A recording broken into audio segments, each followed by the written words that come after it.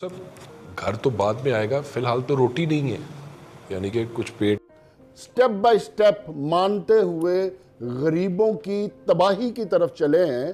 आप उसको इग्नोर नहीं कर सकते। अगर आपने आईएमएफ के साथ 45% गैस इंक्रीज साइन करके आए हैं तो आपने कर दी। जय हिंद दोस्तों, मैं महेंद्र शर्मा स्वागत करता हूं वन वर्ल्ड हिंदी में आपका। उम्मीद करता हूं आप खुश और स्वस्थ है। दोस्तों आइए दिखाते हैं पाक मीडिया की एक और लेटेस्ट डिबेट, जिसमें कैसे डिस्कशन किया गया कि पाकिस्तान में अब आने वाले समय में खाने को रोटियां नहीं बचेगी। और पाकिस्तानी मीडिया का ये पैनलिस्ट सीधा सीधा बता रहा है कि पाकिस्तान में अब और महंगाई से तबाही आने वाली है, और इस तबाही को लेके पाकिस्तान की जो मईशत की तबाही होगी उसके बाद पाकिस्तान की आवाम का जीना हो जाएगा दुभर। तो दूसरी तरफ इस डिबेट में एक अलग अंश में देखोगे कि कैसे पाकिस्तान को इस एक मीडिया एंकर ने सजेशन दिया था कि पाकिस्तान में अगर आपको विकास करना है, पाकिस्तान के लोगों का जीवन स्तर सुधारना है, तो आपको कैसे कैसे प्लानिंग करनी चाहिए। जबकि इसके उलट इमरान खान को पिछली हुकूमत ने, इस पैनलिस्ट ने दिया था ये जो तरीका था पाकिस्तान की मईशत को उठाने का। जबकि इमरान खान ने इस ओर बिल्कुल भी ध्यान न दे के और अलग ही अपने राग में अलापता रहा और लोगों की बातें सुन के अपना टाइम निकाल दिया, जिसकी वजह से आज पाकिस्तान की आवाम महंगाई और भुखमरी का शिकार होते जा रही है दिन ब दिन। तो कैसे ये पाकिस्तानी मीडिया अलग अलग अब आईएमएफ के आगे सरेंडर और साथ में पाकिस्तान की गिरती हुई मईशत पर ही डिस्कशन कर रहे हैं। तो दोस्तों देखिए डिबेट के लिए आप बेफिक्र रहें। ईद के बाद एक कानून आ रहा है और वो कानून ये आ रहा है कि स्टेट टू स्टेट जब कोई भी एग्रीमेंट होगा, हुकूमतें करेंगी तो वो अंडर किसी कानून और नैब उसको स्क्रूटनाइज नहीं कर सकेगा। तो ये मैं आपको ब्रेकिंग दे दूं खबर। तो ये कानून आ रहा है और ये एक अम्ब्रेला प्रोवाइड कर देगा सबके लिए। ठीक है, एक बात। और दूसरी बात, इनिशिएटिव ठीक है, अगर एक तरीके के साथ किया जाता है तो होना चाहिए। अब आ जाए असल बात की तरफ कि जो आईएमएफ की कंडीशंस आप स्टेप बाय स्टेप मानते हुए गरीबों की तबाही की तरफ चले हैं, आप उसको इग्नोर नहीं कर सकते। अगर आपने आईएमएफ के साथ 45% गैस इंक्रीज साइन करके आए हैं तो आपने कर दी है। अब उसका गरीब आदमी ने क्या पे करना है? आप जो मर्जी कहते रहेंगे हम ये रिलीफ दे देंगे, वो रिलीफ जितना भी मिलेगा उससे उसका घर नहीं पूरा होने वाला। बिजली की कीमतें कहां पहुंच गई हैं? जिन गरीबों का बिल 8-8 हजार आता था, इस महीने उनको 18-18 हजार बिल आया। अभी तबाही होनी है आगे। ये खुदारा महंगाई वाला, इसके लिए कोई और इनको सबको मिलके बैठ के फैसले करने पड़ेंगे।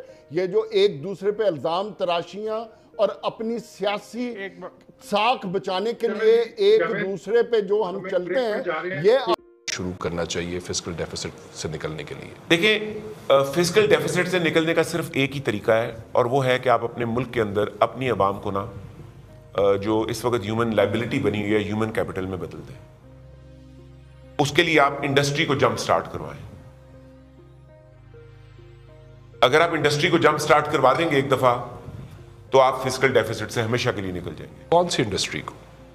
कई किस्म की इंडस्ट्री, टेक्सटाइल इंडस्ट्री है, मैन्युफैक्चरिंग की इंडस्ट्री है, रियल एस्टेट की एक इंडस्ट्री है। कौन सी इंडस्ट्री या सबको ही जो है आपको इकट्ठा जो है वो लेकर चलना है? अब इसके लिए पहला काम जो आपको करना होगा वो आपको अपने निज़ाम तालीम को तब्दील करना होगा, और उसमें इंडस्ट्रियलाइजेशन को प्रायोरिटी देनी होगी कि लोग लोकल इंडस्ट्री पे काम करने की तरफ आ जाएं। और ये कोई ज़्यादा लंबा चौड़ा काम नहीं है। आपको 4 साल के डिग्री प्रोग्राम्स नहीं शुरू करने, आपको 6-6 महीने के डिप्लोमा प्रोग्राम्स के जरिए लोगों को, लेबर को ट्रेन करना है, ताकि आपकी लेबर जो है वो अनपढ़ लेबर ना हो, वो स्किल्ड लेबर हो। इसके बाद आपको जो अगला काम करना है, पाकिस्तान के बड़े मसाइल में से एक मसला जो है वो आपके घरों का है। आपके पास घर नहीं है। आपकी आबादी जो बढ़ रही है, इसकी बढ़ती हुई आबादी को देख के आपको तकरीबन 10 लाख घर सालाना चाहिए। लेकिन मुझसे घर तो बाद में आएगा, फिलहाल तो रोटी नहीं है, यानी कि कुछ पेट में आएगा, फिलहाल तो रोटी नहीं है, यानी कि कुछ पेट में जाएगा, वो बंदा खाएगा, वो गुजारा करेगा तो फिर कार की तरफ जाएगा ना सर। अभी तो जो है रोटी नहीं मिल रही। उसका जब मैं घर बनाऊंगा तो फिर रोटी तो आ ही जाएगी ना। साथ वो ह्यूमन जो बॉडी है ना, ह्यूमन लाइफ, इसकी पहली नीड होती है कि इसको ग़िज़ा चाहिए, ग़िज़ा चाहिए, और दूसरी जो ह्यूमन नीड है उसको कपड़े चाहिए, और तीसरी नीड है शेल्टर। तो मैं शेल्टर से शुरू करूंगा, पहले दो मिल जाएंगे साथ ही। अच्छा, ये यानी कि ये तीनों नेसेसिटीज जो है आपकी ये इंसान की तीन नेसेसिटीज हैं, आपके इस फार्मूले में तीनों आ रही हैं। वो तीनों आ रही हैं। ट्रांसपोर्ट चौथी है, वो हमने पहले दे दी है, जो पहले दे दी और मुफ्त कर दी है पूरी कौम के लिए। आपने बात ये की कि हमें सालाना 12 लाख घरों की जरूरत है। हमें सालाना 10 लाख घरों की जरूरत है, अगर जो नई आबादी आ रही है और जो पिछले बेघर हैं उनको साथ मिलाएं तो हमें तकरीबन 15 से 18 लाख घर हर साल चाहिए। यही बात खान साहब को हमने बताई थी, जिसपे उन्होंने 10 लाख घरों का ऐलान कर दिया, लेकिन कभी पूछा नहीं कि बनने कैसे हैं। ये भी तो पूछ लेते। ये ज्यादा इंपॉर्टेंट था। ऐलान तो उन्होंने कर दिया। वो उनके कोई इंग्लैंड के भी दोस्त थे, कोई और प्रॉपर्टी टाइकून्स थे, उनकी तरफ वो असल में एक बंदा जब बहुत सारे तरफ से सुन रहा होता है ना, तो खान साहब को सुनाने वाले भी बहुत हैं। हम ये नहीं कह सकते कि सिर्फ हमारी सुनते थे, उस वक्त बहुत सौ की सुनते थे। तो उन्होंने ऐलान कर दिया, प्लान कोई नहीं था। ठीक है। जरूरत इस बात की है कि हुकूमत को चाहिए पाकिस्तान में इस इंडस्ट्री को जंप स्टार्ट कराने के लिए 10,000 अरब रुपया का एक नंबर जो है ये बैंक्स को इशू कर दे। नोट ना छापे, एक नंबर इशू कर दें। देखिए, नोट छापने पे आपकी एक कॉस्ट आती है, और वो नोट कहां चला जाता है आप उसका ट्रैक नहीं रख सकते। तो इस वक्त पाकिस्तान का तकरीबन 7.2 ट्रिलियन 7,200 अरब रुपया गर्दिश में है। आप मजीद 10,000 अरब डाल देंगे अगर गर्दिश में डालने के लिए, तो 17,200 अरब रुपए की गर्दिश, इन्फ्लेशन तो आपके कंट्रोल में नहीं आएगी। आप नोट ना छापें, आपने नोट नहीं छापना। आप ये हाउसिंग सेक्टर के लिए, आपने हाउसिंग सेक्टर के लिए 10,000 अरब रुपए के लोन्स दे देने हैं बैंकों को। गवर्नमेंट ट्रेजरी बैंकों को लोन दे दे। इन्होंने भी तो कहा था कि बैंक्स जो है वो लोन देंगे, वो बड़ा मंसूबा अभी भी जो है वो चल रहा है। अब बैंकों को कहा जाए कि आप जाके ये लोन बांटें, और इसमें आप 3 मेन शराइत रखें। वो कौन कौन सी? पहली शर्त होगी कि ये लोन सिर्फ घरों के लिए दिए जाएंगे। तो इस लोन से आप कपड़े नहीं खरीद सकते, ताकि कपड़े में इन्फ्लेशन ना आ जाए। अब किस तरह पता चलेगा मैंने लोन लिया है घर के लिए, तो वो अगर उसमें से कुछ मैं जाके कपड़े खरीद लेता हूँ या कुछ जाके मैं घर का सामान खरीद लेता हूँ, तो ये किस तरह पता चलेगा कि जी ये उधर ही सारी अमाउंट उधर ही खर्च हो रही है? तो पहली शर्त हमने रखी है कि ये घरों के लिए, और दूसरी शर्त यह है कि ये ना हो कि इससे घर बने तो हमारे पास एग्रीकल्चर लैंड ही ना बचे। ऐसे ही तो ये घर 15 मंजिला बिल्डिंगों में बनने चाहिए, फ्लैट्स बनने चाहिए, अपार्टमेंट्स बनने चाहिए, बहुत आला क्वालिटी के।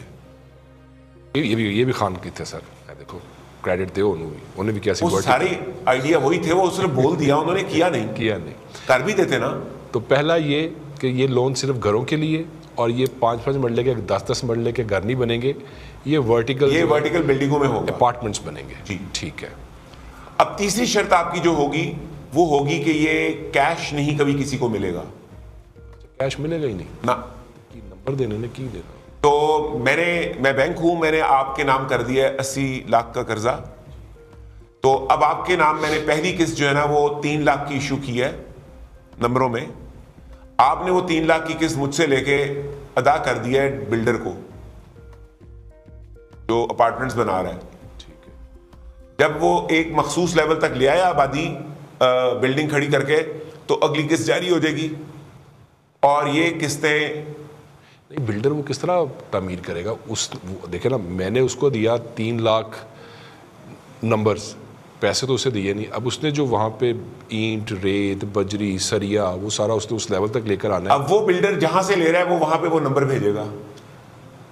अच्छा, तो इससे गारंटी होगी कि हमने दिया घर बनाने के लिए पैसा, तो वो पैसा घर बनाने वाले को मिला, और उसने भी घर बनाने वाले पे खर्च किया, और उसने जो है आगे से वो रॉ मटेरियल खरीदा। उसने वो रॉ मटेरियल्स खरीदे। अब वो जो रॉ मटेरियल है वो कहाँ से? वो भी आगे से जो चीजें खरीदेगा वो बैंकिंग चैनल के ऊपर ही खरीदेगा। पैसा तो फिर किसी को भी नहीं आया, सारे उठे ही बैठे रहेंगे। तो यही तो खूबसूरती है कि पैसे ने इन्फ्लेशन नहीं क्रिएट की। ये क्या? पैसे ने इन्फ्लेशन नहीं क्रिएट की, लाखों जॉबें क्रिएट कर दी, नहीं लेकिन पूरी की पूरी इंडस्ट्रियां चलवा दी। सब जो उत्थे मजदूरी कर रहे हैं उन्होंने भी उन्होंने नंबर दे देना, उनको भी नंबर मिलेगा। तो वो की करेंगे नंबर? तो लास्ट लेग वाला जो है वो उस नंबर को लेके जाएगा और होटल को नंबर देके वहां से खाना खरीद लेगा। आटा नहीं खरीद सकता। आपकी सारी इकोनॉमी डॉक्यूमेंट हो गई। नहीं, अब मैं हूं मजदूर, आखिरी मेरा नंबर है, मुझे अब आज की दिहाड़ी चाहिए 1000 तो रुपये, आपके अकाउंट में 1000 रुपए की दिहाड़ी आ गई मोबाइल फोन पे, तो वो मोबाइल फोन पे मैं 1000 रुपया लेके जो है वो जाके आटा खरीद सकूंगा। घी तो खरीद आप सकूंगा। आटे वाले को जाके उसमें से 300 रुपए देंगे, वो आपको आटा दे देगा। ये नंबर ही चलेंगे, नंबर ही चलेंगे। दुकानदार के पास भी वो नंबर दुकानदार के पास भी नंबर, जाएगा। तो दुकानदार वो नंबर लेके की करेगा सर? दुकानदार उस नंबर को लेके वो नंबर देके पीछे से फैक्ट्री से माल ले लेगा। फैक्ट्री के पास भी आटे के लिए वो नंबर ही जाएगा, नंबर ही गए। तो फैक्ट्री वाला की करेगा? फैक्ट्री वाला उस नंबर को गंदम वाले को देगा, उससे गंदम ले लेगा। तो गंदम वाला की करेगा? तो गंदम वाला अपनी खाद वगैरह के लिए जो उसको पैसे चाहिए वहां देके खाद वगैरह ले लेगा। जो दूध खरीदना है वो गवाले को नंबर देके दूध ले लेगा। तो ये सारी इकोनॉमी जो है नंबर्स पे 100% डॉक्यूमेंट हो जाएगी। 100% डॉक्यूमेंटेड इकोनॉमी आपका फिस्कल डेफिसिट उड़ा के रख देगी। नहीं, जो अभी और 6 महीने के अंदर अंदर फिस्कल डेफिसिट उड़ जाएगा।